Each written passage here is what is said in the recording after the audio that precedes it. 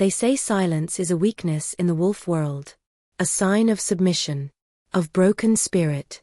But what they never understood was that silence could also be a sanctuary. My name is Sarah, and this is the story of how one small act of mercy changed the fate of 2 kingdoms forever. If you believe that silence can hold power, then join me. Subscribe and uncover more untold werewolf tales, where mercy, love, and darkness intertwine. Part 1: The Outcast.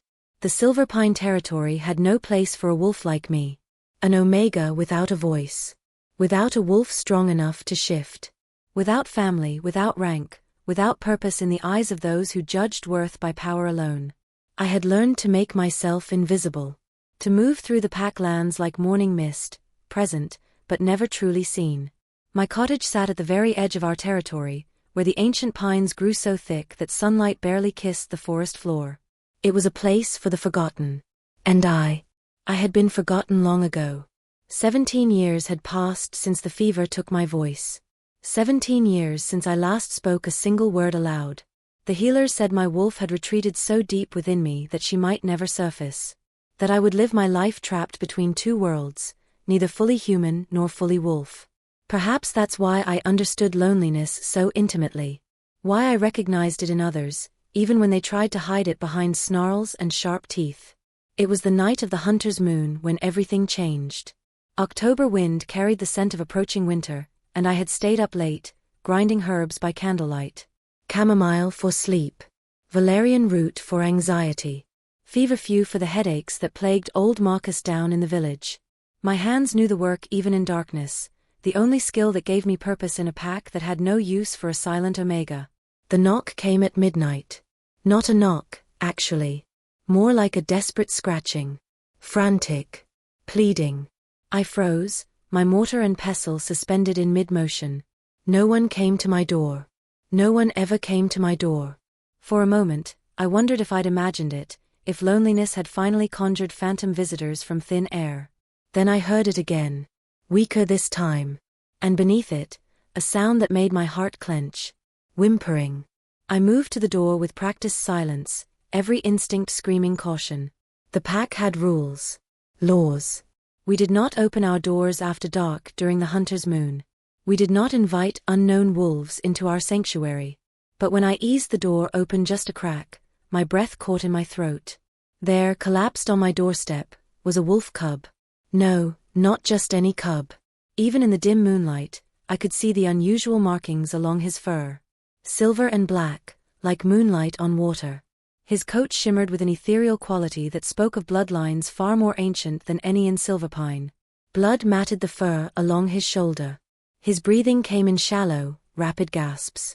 And his eyes, those impossibly blue eyes, locked onto mine with an intelligence that seemed far too old for such a small creature. He couldn't have been more than 6 or 7 weeks old. Barely weaned. Barely alive. Help me, those eyes seemed to say. Please. Every rational thought told me to close the door. To alert the pack sentries. To follow protocol. This cub bore no scent of Silverpine. He was an outsider. Possibly dangerous.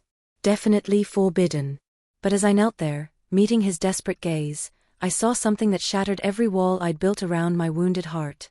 I saw myself. Alone. Afraid. Hoping desperately that someone somewhere might choose mercy over fear. My decision was made in the space between heartbeats. I gathered the cub into my arms, ignoring the way blood stained my nightdress. He was so light. Too light. His small body trembled against my chest as I carried him inside and kicked the door shut behind us. The moment we crossed the threshold, he released a shuddering breath, as if he'd been holding it since the moment he'd stumbled to my door. Then his eyes fluttered closed, and his body went limp in my arms. No. No, no, no. I laid him on the rug before my fireplace, my hands already moving with purpose. Years of studying healing herbs had taught me much about treating wounds, even if I'd never dared practice on anything larger than injured birds and rabbits. But this was different. This was dangerous. This was impossible. The wound on his shoulder was deep, clearly from claws, not teeth. A warning strike, meant to harm but not kill. At least not immediately. Infection would do the killing if I didn't act fast. I worked through the night with steady hands and a racing heart. Cleaned the wound with distilled water and golden seal.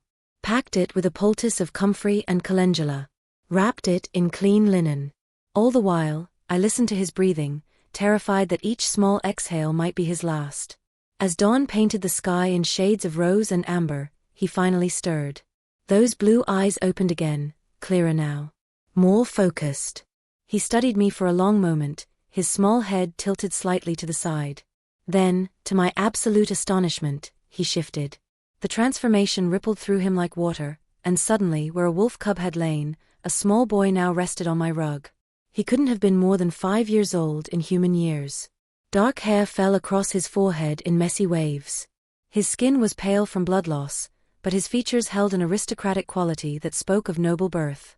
And those eyes, still that impossible piercing blue, watched me with a mixture of wariness and wonder. "You saved me," he whispered, his voice hoarse and broken. "Even though you knew." I tilted my head in question, reaching slowly for the slate and chalk I kept nearby for communication. The boy's eyes followed my movements. "You knew I wasn't from your pack. You knew it was forbidden. But you saved me anyway. Who are you?" I wrote carefully. He hesitated, and I saw fear flicker across his young face. Fear of rejection. Fear of being cast out once more. "Kale," he finally answered. "My name is Kale." I offered him a small, gentle smile and wrote again. "I'm Sarah. You're safe here." Something in his expression crumbled at those words. His lower lip trembled, and suddenly he was crying great heaving sobs that shook his small frame. I gathered him into my arms without thinking, letting him bury his face against my shoulder as weeks of terror and pain poured out of him. I didn't know then who he really was. Didn't know the danger I'd invited across my threshold. Didn't know that the child in my arms was the last surviving prince of the Northern Crown, the heir to the most powerful wolf kingdom in existence. All I knew was that he needed me. And for the first time in 17 years of silence and solitude, I was enough. Part 2, Sanctuary. 3 days passed before Kale was strong enough to walk without stumbling. 3 days in which I learned that silence could be a gift rather than a curse, because this child who had survived horrors I could barely imagine needed someone who would listen more than speak. He told me his story in fragments. In whispered confessions between nightmares. In the quiet moments when I changed his bandages and he stared into the fire, lost in memories too dark for one so young. His pack, no, his kingdom, had been attacked. Betrayed from within by wolves who wanted the crown for themselves. He'd watched his mother, the queen, fall defending him. Watched his father, the Alpha King, disappear into a sea of enemies, roaring for Kale to run and never look back. So he'd run. 4 days and nights that blurred together. Through territories he didn't know, pursued by wolves who wanted to ensure no heir survived to claim vengeance. "Why did they stop chasing you?" I wrote one evening as we sat by the fire, sharing a simple dinner of bread and stew. Kale's small jaw tightened. "They didn't. I crossed the Boundary River. My father always said the old magic still lives in that water. That it changes things. Hides things." He looked at me with eyes too old for his face. "I think it hid me. Made me small enough that they lost my trail." The Boundary River. The ancient waterway that separated territories and supposedly held magic from the time before the packs became kingdoms. Most modern wolves dismissed such tales as superstition. But I'd always wondered. Always sensed that the old ways still whispered through certain places, waiting for those who knew how to listen. I reached out and gently squeezed his hand. "You're here now. That's all that matters." "But I can't stay forever," Kale said softly. "They'll find me eventually. And when they do..." He didn't finish the thought. He didn't have to. Over the following weeks, something unexpected began to bloom in the shadowed corners of my isolated existence. A family. Not by blood. Not by pack law. But by choice. By the simple profound act of 2 broken souls deciding they were stronger together than apart. Kale proved to be wickedly intelligent, curious about everything. He followed me through the forest as I gathered herbs, asking endless questions I answered on my slate. He helped me dry flowers and grind roots, his small hands careful and precise. He learned to read the forest the way I did, not just with eyes and ears, but with instinct and heart. And slowly, gradually, the haunted look began to fade from his eyes. He smiled more. Laughed occasionally, a sound like music I'd forgotten existed. Started sleeping through the night without waking in terror. The physical wound on his shoulder healed cleanly, leaving a thin silver scar. But the deeper wounds, those would take more time. I taught him what I knew. Not just about healing, but about survival. About finding strength in stillness. About the power of observation over action. About choosing compassion even when fear screamed for cruelty. And he gave me purpose. A reason to wake each morning with hope rather than resignation. Someone who looked at my silence and saw not a weakness, but a different kind of strength. You don't need words to say important things, he told me one afternoon as we knelt by the stream, washing clothes. You say more with your eyes than most wolves say in a lifetime of talking. I smiled at him, my heart swelling with an emotion I barely recognized. Pride. Affection. Love. You've made me braver, I wrote. You were always brave, Cale countered, his expression serious. Brave people don't need to announce it. They just are. If I'd been able to speak, I might have cried. But our sanctuary couldn't last forever. Deep down, I think we both knew it. The Silver Pine Pack had noticed my increased trips to the village for supplies. Had noted the extra food I purchased, the additional blankets and clothes. Whispers had started, quiet at first, then growing louder. The silent Omega was hiding something. I'd been careful. So careful. Cale never left the cottage when others might be near. He stayed in his wolf form when we ventured into the forest, small enough that he could pass for a young fox at a distance. We lived like ghosts, leaving no trace of his presence for curious pack members to find. But in a world where everyone was connected by bonds of scent and instinct, secrets could only stay buried for so long. It was Marcus who came first, the elderly wolf whose headaches I'd treated for years. He arrived at dusk, his weathered face creased with concern. Sarah, he said gently when I opened the door. The pack elders are asking questions. Beta Thomas has noticed your movements. He's suspicious. My blood ran cold. Beta Thomas was ambitious. Ruthless. The kind of wolf who saw opportunity in others' misfortunes. Marcus's eyes flickered past me, into the cottage. Cale had hidden in the loft at the sound of footsteps, but Marcus was old and wise. He'd survived 70 winters by knowing how to read what wasn't said. I don't know what you're protecting, he continued quietly. And maybe I don't want to know. But whatever it is, be prepared. Thomas is calling for an inspection. Tonight. He's convinced you're harboring a rogue. Thank you, I wrote quickly, my hands trembling. Marcus reached out and squeezed my shoulder. You've got a kind heart, girl. Always have. But kindness in a wolf pack. He shook his head sadly. It's both your greatest gift and your most dangerous liability. After he left, I stood frozen in my doorway, watching night swallow the forest. Behind me, I heard Cale climb down from the loft. It's time, isn't it? He asked, and there was no fear in his voice. Only resignation. Time for me to leave. I spun to face him, shaking my head violently. Started writing frantically on my slate.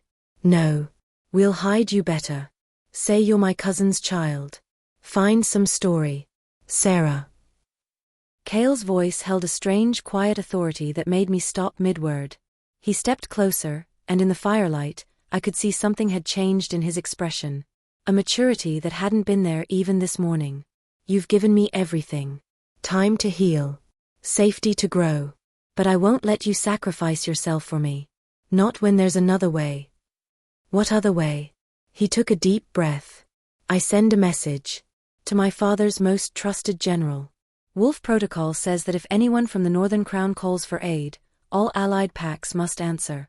Including Silverpine. That's too dangerous. If the betrayers find out. If they find out, at least I'll face them as myself. Not as a burden you have to hide. His young face was set with determination. You saved my life, Sarah. Now let me save yours. And in that moment, as I looked into those impossibly blue eyes, I realized the child I'd sheltered had already begun his transformation into the king he was meant to be. But I also realized something else. Something that made my heart ache with a fear far deeper than anything I'd felt before. I didn't want to lose him. Not to destiny. Not to duty. Not to the cruel world that had tried so hard to break him. I gathered him into my arms, holding him tight as tears I couldn't afford to shed burned behind my eyes. Whatever happens, I wrote when I finally released him, you were worth it. Every risk. Every fear. You were worth all of it. Cale smiled then, a smile of such pure radiant warmth that it banished every shadow from my small cottage. When I'm king, he said softly, I'm making you my chief advisor. And no one will ever call you weak again. I wanted to laugh. To tell him that children's promises and reality were vastly different things. That the world didn't work the way his noble heart imagined it should. But instead, I just smiled back. And let myself believe for one perfect moment, that maybe, just maybe, fairy tales could come true. Even for silent omegas and lost princes. We had no way of knowing that our choices that night would set in motion events that would shake the foundations of every wolf kingdom. That within hours, the Alpha King himself would be standing at my door. That destiny had only just begun to weave its threads around us. And that the hardest tests of our courage were still to come. Part 3, The Alpha King. Midnight came too quickly. I'd prepared as much as I could, helped Cale draft a message in the old tongue, watched him tie it to the leg of a messenger hawk I'd carefully trained over the years. The bird disappeared into the darkness, carrying words that would either save us or doom us. Now all we could do was wait. Cale paced the cottage like a caged wolf, his nervous energy filling every corner. I tried to maintain calm, going through the motions of preparing tea neither of us would drink. Every sound from the forest made us both freeze. Every crack of a branch could be Beta Thomas coming with the pack enforcers. Or it could be something worse. Tell me about the herbs again, Cale said suddenly, desperately, trying to distract himself. The ones that smell like sleep. I smiled and began writing on my slate, grateful for anything that might ease the terrible waiting. But I'd barely formed the first word when I felt it. A presence. Powerful. Ancient. Approaching with deliberate purpose. Cale felt it too. His head snapped toward the door, his whole body going rigid. That's not Beta Thomas, he whispered. No. It definitely wasn't. The pressure of the approaching aura made my small cottage feel as if it were shrinking. Made the air itself seem to thicken. This was power on a scale I'd never encountered, power that made even the strongest wolves in Silverpine seem like puppies playing at dominance. 3 sharp knocks echoed through the cottage. Commanding. Undeniable. Cale's face had gone pale, but his eyes were shining with something I couldn't quite name. Hope. Fear. Recognition. I know that knock, he breathed. I know. He lunged for the door before I could stop him, wrenching it open with trembling hands. The man who stood in my doorway stole every thought from my mind. He was tall, easily over 6 feet, with broad shoulders that seemed to fill the entire frame. Dark hair fell to his collar, shot through with silver at the temples. His face was all sharp angles and hard lines, as if carved from granite by a sculptor who'd forgotten to add softness. Scars marked his jaw and neck, the proud badges of a warrior who'd fought and survived. But it was his eyes that trapped me. Stopped my heart. Made something deep in my chest crack open like ice in spring thaw. They were the same impossible blue as Cale's. But where the boys held innocent wonder, these held the weight of countless battles. Immeasurable loss. Unwavering authority. And when they met mine, for just a single suspended heartbeat, I saw something flash through their depths. Something that looked almost like recognition. Father. Cale's cry shattered the moment. The boy launched himself at the man, who caught him with practiced ease, dropping to one knee to gather his son against his chest. Cale. The Alpha King's voice was rough with emotion, breaking on the single syllable. My son. You're alive. You're alive. I watched, frozen in place, as the most powerful wolf in the known world buried his face in his child's hair and shook with silent sobs. Watched as Cale clung to him with desperate strength, crying openly now. I thought you were dead, Cale choked out. I saw them surround you. I thought. I know. I know. The king pulled back just enough to cup Cale's face in his large hands, studying every feature as if memorizing them. I searched for you. Every day. Every night. Through every territory between the Northern Crown and here. I was losing hope. Losing my mind. And then tonight, when I saw your message." His voice cracked completely, and he simply held his son again, rocking slightly. I should have stepped away, given them privacy. But I stood rooted to my spot, watching the reunion with a strange ache in my chest. This was what I'd wanted. Kale safe. Kale with his father. Kale no longer my responsibility to protect. So why did it feel like something vital was being torn from my heart? Finally, the king's gaze lifted to mine, and I saw the exact moment he truly looked at me. Saw his eyes widen slightly. Saw something shift in his expression, surprise giving way to intense scrutiny. He rose to his full height, Kale still held against his side. When he spoke, his voice carried the unmistakable ring of command. "You're the one who saved him." It wasn't a question. Still, I nodded. "You're an Omega." His eyes swept over me, cataloging everything. My simple dress. My bare feet. My small cottage. The slate and chalk clutched in my hands. A silent Omega, if I'm reading the signs correctly. Another nod. My heart hammered against my ribs. "And yet you harbored the Northern Crown's heir, knowing it could mean your death. Knowing that Beta Thomas has been searching for any excuse to remove you from this pack." He paused, his expression unreadable. "Why?" I lifted my slate with shaking hands and wrote carefully, "Because he needed help. Because it was right." The Alpha King read my words, and something indefinable flickered across his face. He was quiet for a long moment, studying me with an intensity that made me feel completely exposed. "What's your name?" he asked softly. "Sarah. Sarah." He repeated it like a prayer. Like a promise. "Do you understand what you've done? By saving Kale, you've preserved the Northern Crown's direct bloodline. You've given the kingdom hope of restoration. You've—" "She gave me everything," Kale interrupted, his voice fierce. "She's brave and kind and smart. She taught me about healing and survival and choosing compassion over fear.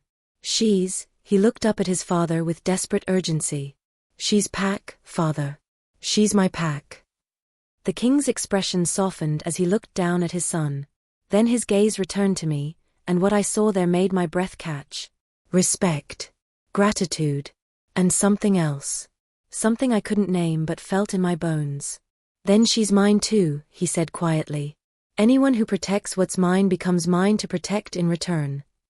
He took a step closer, and I had to tilt my head back to maintain eye contact. "Sarah of Silverpine, I am Theron, Alpha King of the Northern Crown. And I owe you a debt that can never be fully repaid. You owe me nothing. Seeing Kale safe is enough." "No," Theron said firmly. "It's not enough. Not even close." He glanced around my small cottage, at the life I'd built in solitude and shadows. When he looked back at me, his expression was resolved. "I'm taking you with us. You and Kale both. Back to the Northern Crown."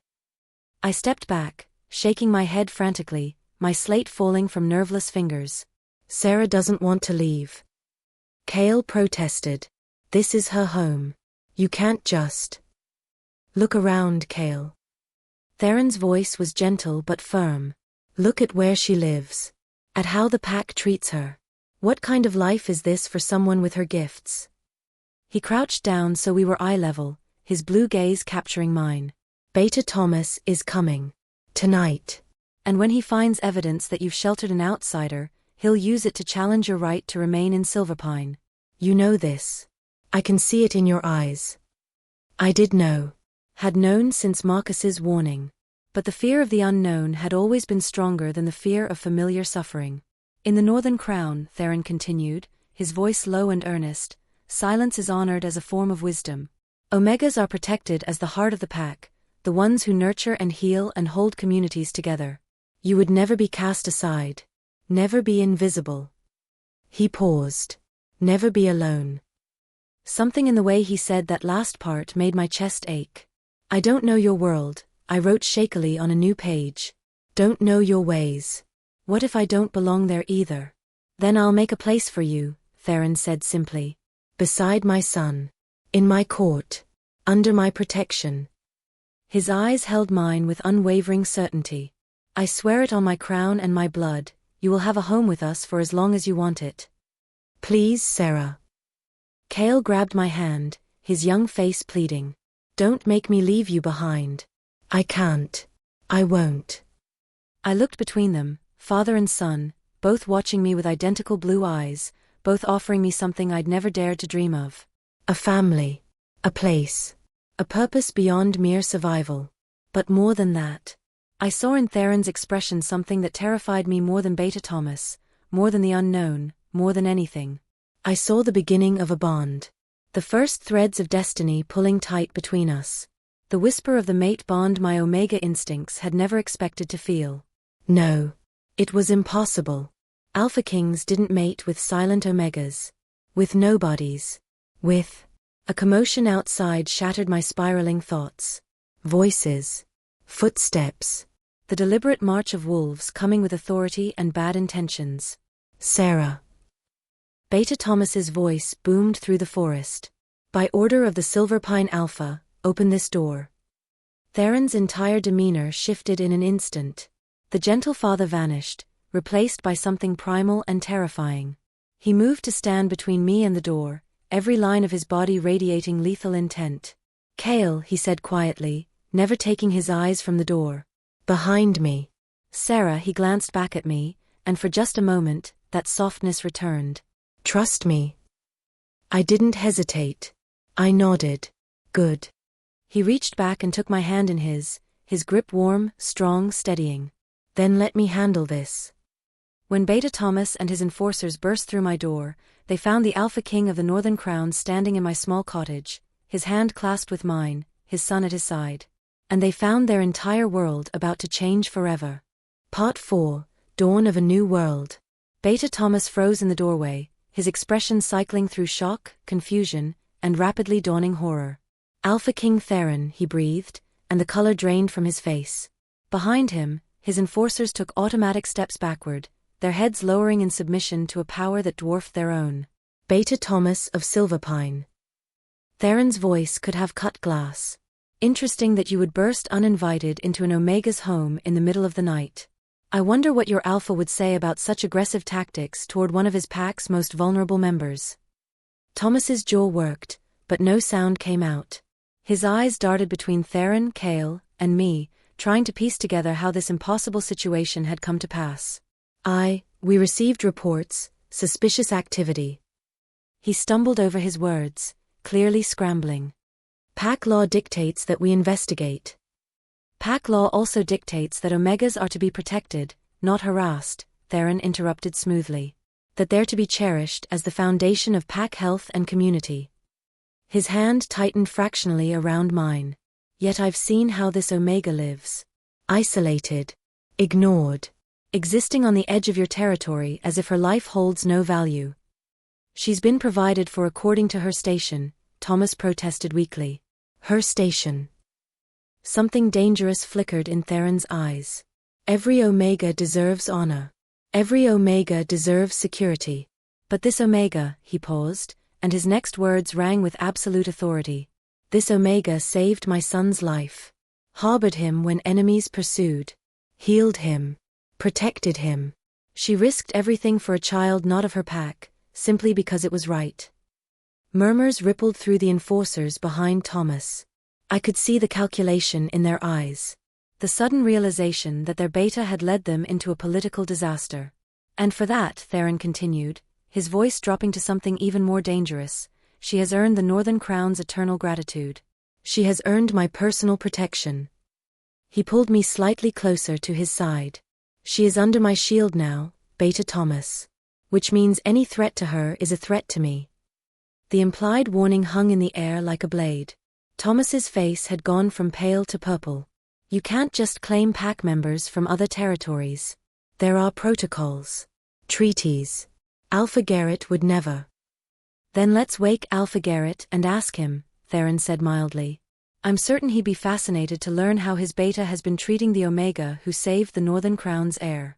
I'm even more certain he'd want to know that you plan to use tonight's investigation as grounds for banishment. Thomas's eyes widened. How did you? I'm an Alpha King, Thomas. There's very little that happens in wolf territories that I don't know about when I need to. Theron's smile was all teeth. Now, you have a choice. You can leave this cottage quietly and report to your alpha that all is well. Or you can continue this confrontation, and I will ensure that every pack in the region learns how Silverpine treats its omegas. It wasn't really a choice at all. Thomas knew it. We all knew it. This isn't over, Thomas ground out, but he was already backing toward the door. Alpha Garrett will hear about this.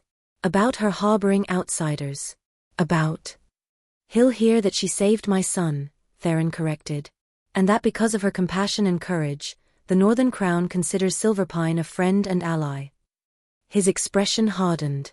Unless you'd prefer I tell him something different? Thomas practically fled, his enforcers scrambling after him.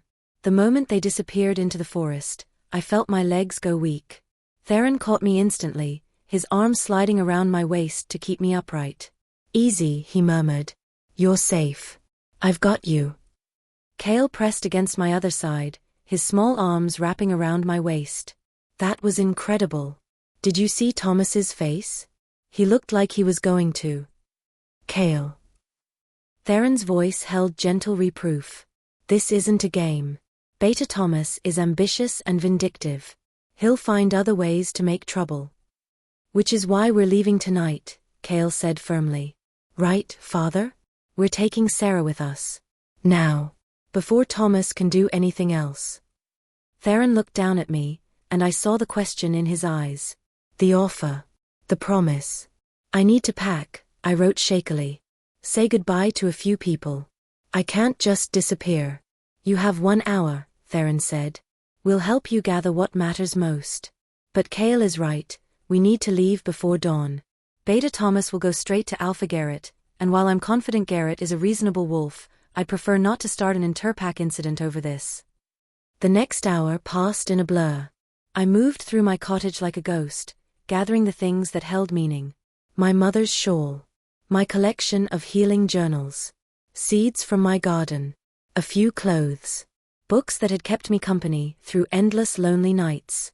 Theron and Cale helped, both of them seeming to understand that every item I chose represented a piece of the life I was leaving behind.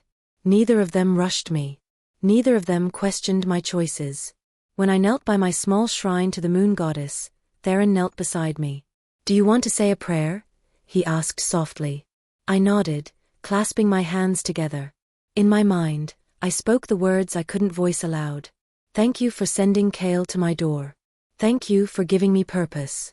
And please let me be strong enough for whatever comes next. When I opened my eyes, I found Theron watching me with an expression I couldn't quite read. You're one of the bravest wolves I've ever met, he said quietly. I hope you know that. I ducked my head, feeling heat rise to my cheeks, and quickly stood. But I felt his words settle into my chest, warm and bright, a light against years of believing I was worth nothing. We left Silverpine as dawn painted the sky in shades of gold and rose. I took one last look at my cottage, at the life I'd built in silence and solitude, and felt a strange mixture of grief and relief. This place had been my sanctuary, my prison, my punishment and my protection, but it had never truly been my home. Theron led the way through the forest with sure, silent steps, Cale at his side. I followed, my bag of belongings slung over my shoulder, my heart hammering with equal parts terror and anticipation. We traveled in wolf form for speed and stealth, Theron a magnificent creature of silver and black, Cale a smaller mirror of his father. I remained human, unable to shift even now. I expected Theron to be frustrated by my limitation, to insist I find a way or be left behind. But instead, he simply shifted back, scooped me into his arms as if I weighed nothing, and ran. It should have been terrifying. Moving through the forest at speeds no human could match, cradled against the chest of an alpha king I barely knew. But instead I felt safe. More than safe. I felt like I was exactly where I belonged. We traveled for 3 days, stopping only for brief rests and meals. Theron was quiet, but attentive, making sure I was comfortable, had enough food, wasn't too exhausted. Cale chattered endlessly, filling the silences with stories about the Northern Crown, the castle, the wolves I'd meet. And slowly, the terrible knot of anxiety in my chest began to loosen. On the 3rd night, we crossed into Northern Crown territory. I felt the difference immediately, a subtle shift in the air, in the energy that thrummed through the earth beneath my feet. This land was older, wilder, steeped in magic that modern wolves had forgotten. "Welcome home, Kale," Theron said softly, his hand resting on his son's shoulder. Kale's eyes shone with unshed tears. "I never thought I'd see it again." "Neither did I." Theron's voice was rough with emotion. Then he looked at me, and something in his expression made my breath catch. "And welcome to your new home, Sarah." My new home. The words felt foreign. Impossible. Wonderful. We approached the castle as the moon rose, a massive structure of stone and timber that seemed to grow from the mountain itself. Wolves emerged from everywhere, drawn by news of their king's return. Their joy was palpable, their relief a living thing. But when they saw Kale, when they realized the lost prince had come home, the celebration became something transcendent. I hung back, overwhelmed by the noise and the crowd. So many wolves. So much energy. I'd lived in silence and solitude for so long that the sheer life of it all threatened to drown me. Then Theron was there, his hand finding mine in the chaos. "Stay with me," he said, not a command but a request. "Please." I nodded, my fingers tightening around his. Together, we walked into the castle. Into my new life. Into a destiny I was only beginning to understand. Part 5. The Bond Awakens. The Northern Crown was everything Kale had described and nothing I could have imagined. The castle sprawled across the mountainside in elegant chaos, ancient wings connected by covered walkways, gardens that defied the harsh climate, training grounds where warriors practiced forms that looked more like deadly dances than combat.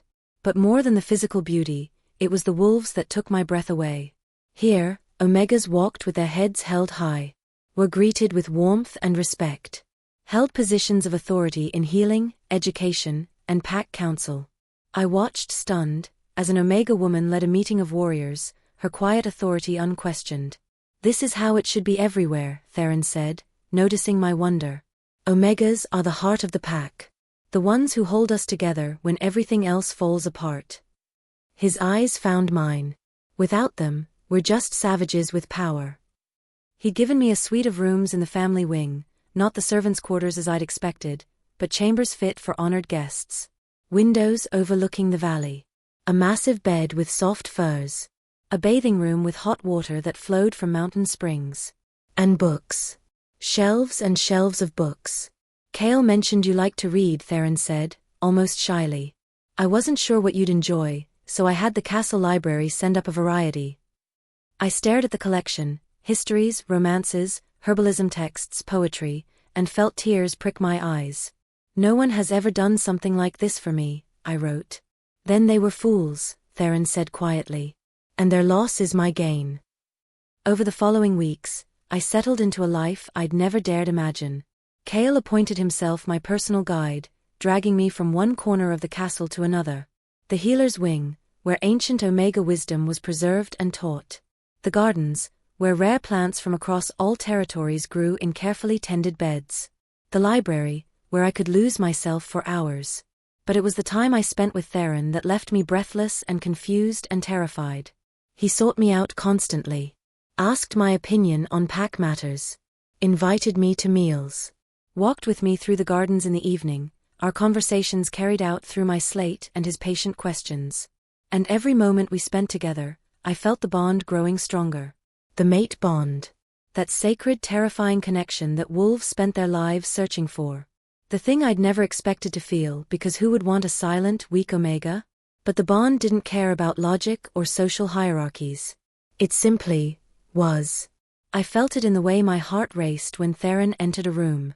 In the way his scent, pine and storm and something uniquely him, made my wolf stir for the first time in years.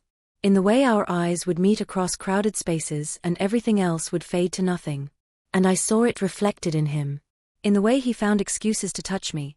His hand at the small of my back, fingers brushing mine as he handed me tea, the soft way he'd tuck a strand of hair behind my ear. In the way he looked at me when he thought I wasn't paying attention, his expression unguarded and vulnerable. But neither of us spoke of it. Neither of us acknowledged what was growing between us like a flower reaching for sunlight. Because the kingdom was still at war. The wolves who had betrayed the crown were gathering forces. Planning their next attack. and Theron spent his days preparing for a battle that could destroy everything he'd rebuilt. "He needs you," Cale told me one evening as we sat in the library. He'd grown in the weeks since our arrival, not physically, but in confidence and maturity. "Father, I mean. He won't say it, but I can tell. He has an entire kingdom. He doesn't need a silent Omega. He needs you," Cale insisted. "You make him remember that there's more to life than war and duty. You make him smile. Really smile, not just the polite one he uses for the court." He fixed me with those two wise blue eyes. "Don't you feel it? The bond." My hands trembled as I wrote. "It doesn't matter what I feel. He's a king. I'm nobody. You're not nobody." Cale's voice rose with frustration. "You're the bravest, kindest, strongest wolf I know. You saved my life. You're teaching the healers new techniques they'd never considered. You've made friends with half the castle in weeks without speaking a single word." He grabbed my hands. "Sarah, please. Don't let fear make you run from the best thing that could happen to both of you." Before I could respond, a commotion erupted in the hallway. Shouts. Running footsteps.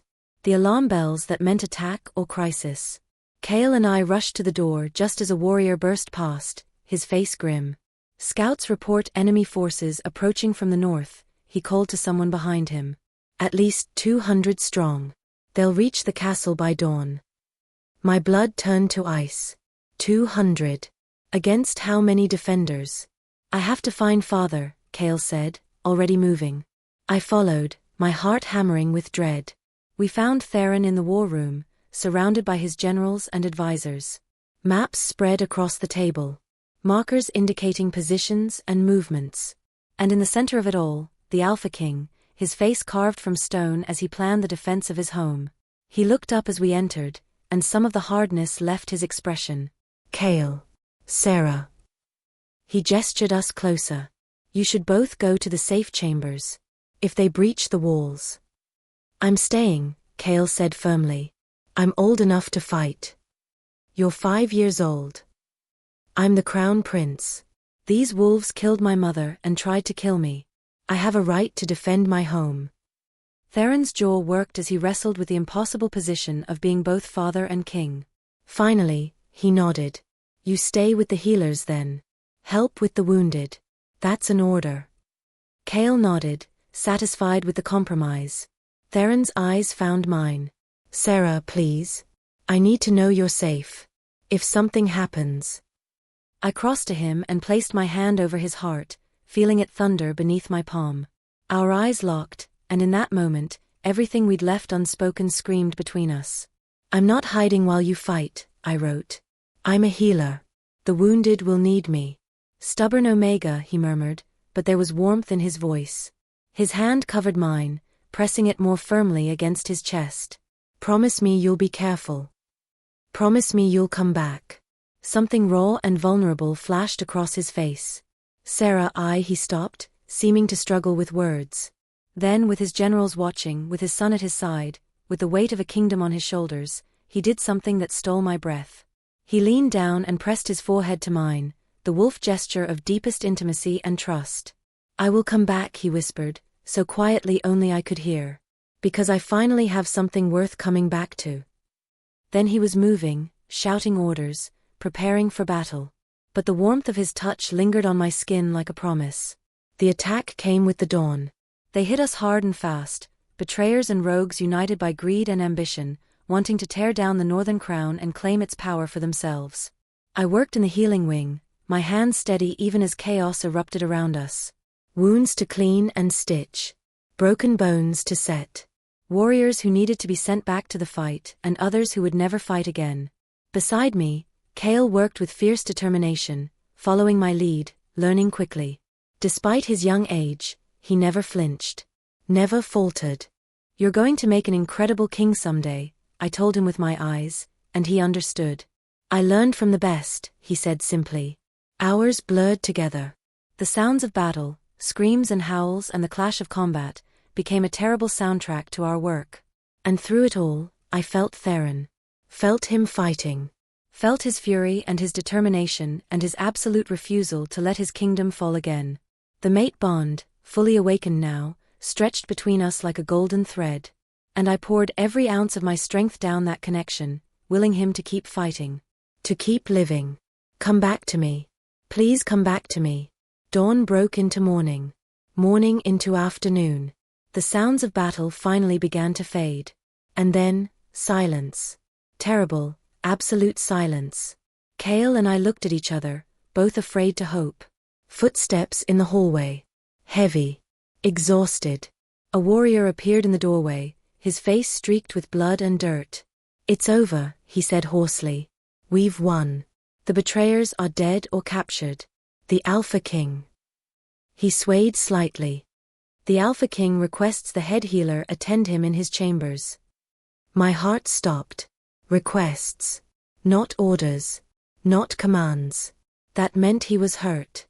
Badly. I was running before conscious thought formed, Cale at my heels. Through corridors stained with evidence of the battle that had breached the outer walls. Past exhausted warriors slumped against walls. Up the stairs to the family wing. Theron's chambers. I burst through the door to find him standing at the window, his back to me. His shirt was torn and bloody. His shoulders bowed with exhaustion. But he was standing. He was alive. "Your Majesty," the royal healer said from her position near the bed. "Please, you need to let me treat." "Everyone out," Theron said quietly. "Except Sarah." The healers exchanged glances but obeyed, filing out quickly. Even Cale left, though he squeezed my hand first. The door closed with a soft click, leaving us alone. For a long moment, Theron didn't move. Didn't speak. Just stood there, silhouetted against the dawn light, radiating exhaustion and pain. Then his shoulders began to shake. I crossed to him in 3 quick steps, my hands hovering uncertainly. He turned, and what I saw on his face shattered me. Not physical pain, but the weight of everything. The burden of kingship. The cost of war. The exhaustion of carrying an entire kingdom on his shoulders. "I'm so tired, Sarah," he whispered, and his voice broke. "So tired of fighting. Of losing people. Of wondering if I'm strong enough for this." I reached up and cupped his face in my hands, holding his gaze with mine.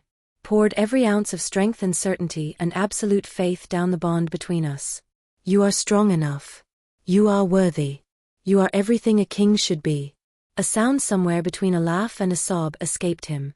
Then he pulled me against his chest, his arms wrapping around me like I was the only thing keeping him standing. Maybe I was. We stood there as dawn painted the sky in gold and rose, an Alpha King and a silent Omega, holding each other while the world settled around us. "You're my mate," Theron said finally, stating the truth we'd both known but never acknowledged. "I felt it the moment I saw you. When I opened that door and found you standing there, slate in hand, having saved my son. Something in me just knew." My heart thundered so loudly I was sure he could hear it. "I know I'm not offering you an easy life," he continued. "Being a queen. Facing the judgment of wolves who think an Omega can't be strong enough for a king. Dealing with politics and court intrigue and all the complications that come with the crown." He pulled back just enough to look down at me, his eyes searching mine.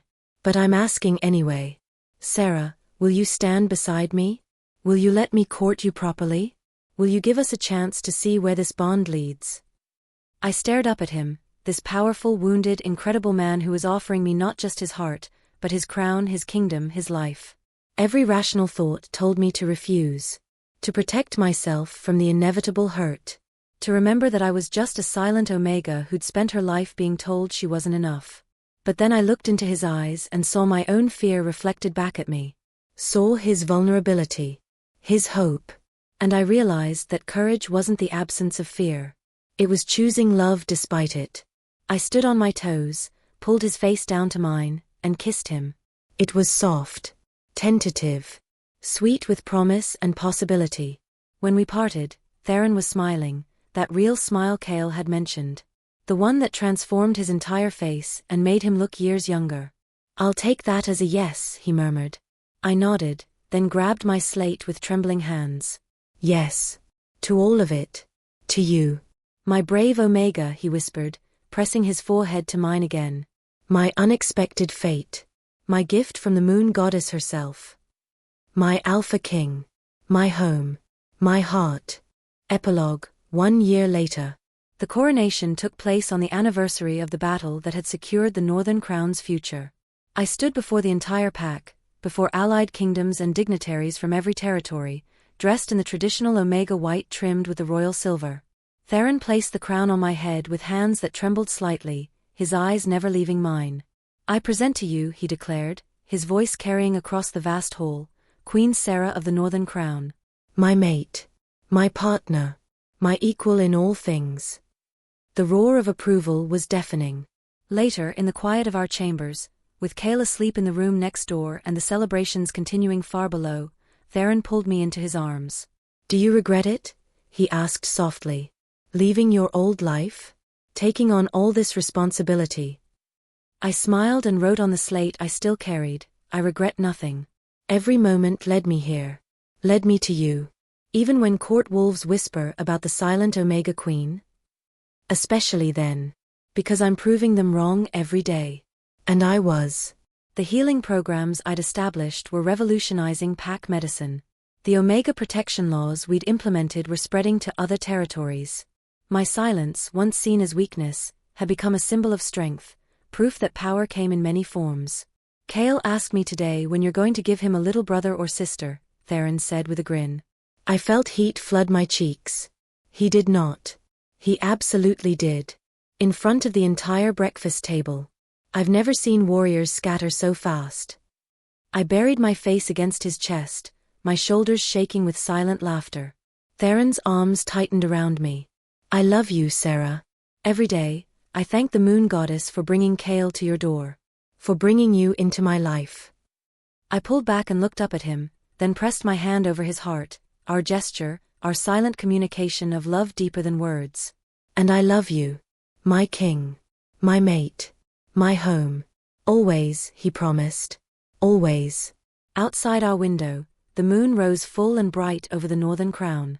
Inside, a silent Omega and an Alpha King held each other close, their hearts beating in perfect rhythm. Two souls who had been broken and lost, now whole in each other's arms. Two lives that had been rewritten by a single act of compassion, by choosing mercy over fear, love over loneliness. And in the room next door, a young prince slept peacefully, knowing he was safe. Knowing he was loved. Knowing that sometimes, the most powerful magic in the world was simply being brave enough to shelter someone in need. The moon goddess smiled down on her children, satisfied with the destiny she had woven. For this was a love story written in silence and strength. In courage and compassion. In the revolutionary truth that sometimes, the quietest hearts speak the loudest.